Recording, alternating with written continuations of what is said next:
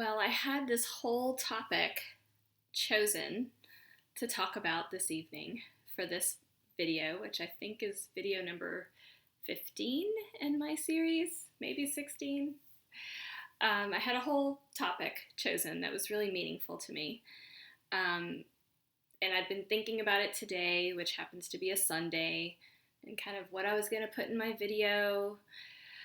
And then this evening, I went to see the movie 1917, and that completely changed my entire view on what I was going to talk about tonight. I did my best. It is nighttime, so I have these like really dark videos. I think I need to try to get back to doing some daytime videos so I don't look so ghastly. But yeah, I went to see this movie, and what you might not be able to tell by looking at me in this ghastly light is that I basically wept throughout the whole second half of this video. And those who know me know that I'm sentimental at heart, but I don't often express that in that kind of way. But this movie just kind of grabbed a hold of me emotionally and just shook me, and didn't really let go until I walked out of the theater and got into my vehicle to leave, and I was still feeling a bit stunned. I think what was happening to me as I watched this movie were several things. One is that the movie is incredibly intense, and I was thinking about I have a long history of working with veterans. I was a psychotherapist with veterans for 8 years or so early in my career, and then I still volunteer with veterans issues as a social worker. But the whole time I was watching this beautiful, beautiful, stunning film, I was thinking of so many things, but one of them, I was thinking about veterans that I've worked with, and they were kind of flooding through my mind as I was watching this, and I was thinking, oh goodness, I hope that some of the veterans I can think of right now are not going to go see this movie, because they are going to be so stimulated. And, the word that we use now is triggered. But in all seriousness, veterans who've had combat trauma are absolutely going to be triggered by this movie. And so I was thinking about that. I was also thinking about the heartbreak that I feel. This movie, 1917, as the name implies, is about a particular 24 hours or so in World War I. And the story is super intense. And my paternal grandfather is a World War I veteran. My dad was a fairly older dad when I was born, and so his dad was also an older dad when my father was born. So I have this kind of unusually older generation in that side of my family. So in any case, my grandfather was a World War I veteran who was a telegrapher and was famous, or at least as far as I know, the lore goes that he could do two simultaneous messages. He was completely ambidextrous and could do two simultaneous messages in Morse code, or whatever it may have been, at the same time, which is hard to imagine. In any case, he came back from the war, and I'm sure was changed by it in ways that we'll never understand, we'll never know. He actually died really young from cancer. And I have my other grandfather, my maternal grandfather, was a veteran of World War II, who absolutely, positively, by all accounts that we can now look back on and see, was completely traumatized by his time in the Pacific Theater. And that trauma had lasting impacts on the family that he came back to in World War II, which included my mother, who was just a toddler when he came back from World War II. So my father was in the Bay of Pigs going toward Cuba when it was very uncertain as to what was going to happen. So in any case, I have this like kind of generational, multi-generational, kind of trauma history around war and combat. added to my history of working with veterans directly as a therapist. So I'm seeing this movie and I'm feeling this intense, set of emotions and experiences, and it just completely changed what I wanted to talk about tonight, which is sacrifice and trauma. And, um, you know, I am not someone who has survived the trauma of combat. And just because of having worked with veterans who have survived such things, I think I'm a little more heightened in terms of what I experience when I see something like that. I remember learning about I saw the movie Platoon. It came out when I was in high school, and I saw it then and was, I'm sure, moved by it in some way that a teenager can be. But then I learned when I worked with veterans how the movie Platoon really impacted so many of our Vietnam era veterans because of its realism and the kind of burgeoning field of what is now known as PTSD treatment, and how that movie in particular was seen as, really kind of worrisome for those who might see it and have re-experiencing symptoms, which some people might call flashbacks and other things. In any case, I was thinking about that as I was watching 1917 this evening, and how so many people are going to see this movie and really feel it deeply. And when the movie was over, I was still weeping openly because I was so moved by its story, and thinking about my grandfather and the veterans that I've worked with over the years, and just the devastation of war and trauma. And so I think that my heart is a little tender tonight in a way that I wasn't really expecting it to be. The topic that I was going to talk about was something totally different. And so really what's on my mind is just that, my heart goes out to our nation's veterans, as well as to people who have suffered, who are not veterans, but who continue to suffer across the world from the devastation and the ongoing traumas that war represents for people who are not just the military, but for civilians, children, families, communities. I had the complete fortune to go spend about 8 days in Normandy, France, just driving around by myself in a car in the countryside in France.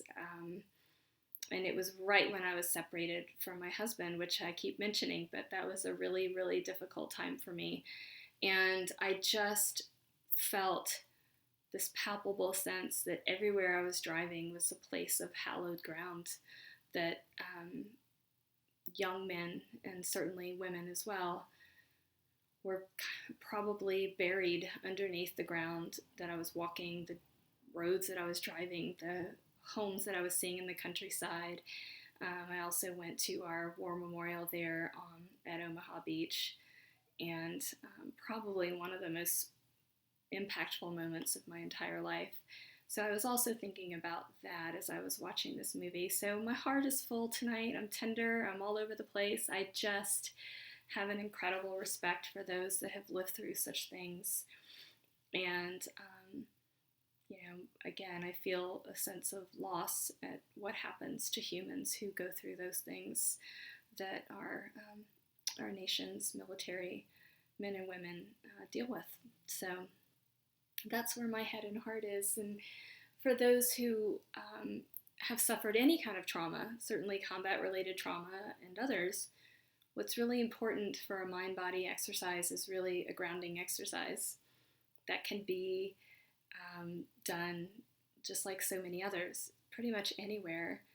And a grounding exercise is a moment where one just stops, perhaps in a moment of intense anxiety, such as a flashback or intrusive memories of a trauma, and just stops and feels just like we do when we start any of the breathing exercises that I do here, and just stops and feels the ground underneath their feet. And whatever it is that is holding their body up at that moment, if they're standing up, then it is just the ground underneath their feet. But if they're sitting, like I am right now, the chair underneath them, And it's really kind of an intense mindfulness exercise that anybody can do, which is where you just sit, you close your eyes, if you're comfortable. Now, somebody who's in an intense flashback or having a really intense set of anxiety experiences may not be comfortable closing their eyes, and that's fine. But just sitting and feeling the ground under their feet, the chair under their legs, if they're sitting at a desk, like feeling the desk under their arms, and just making a mental note of that sensation, and maybe even saying a mantra like, I am here, I am now, and then just doing a quick mindfulness exercise. What do I smell right now? Where am I? I'm in my therapist's office, sitting on a couch. Across from me is a picture of the Grand Canyon. What I smell right now is the candle burning behind me. What I hear is the sound of the noise machine outside the door. What I feel right now is the jeans underneath my fingers, or the feel of my sweater that I'm wearing. What I taste is the taste of the coffee that I've been drinking. And just breathing and saying whatever words help make that person feel grounded in that moment.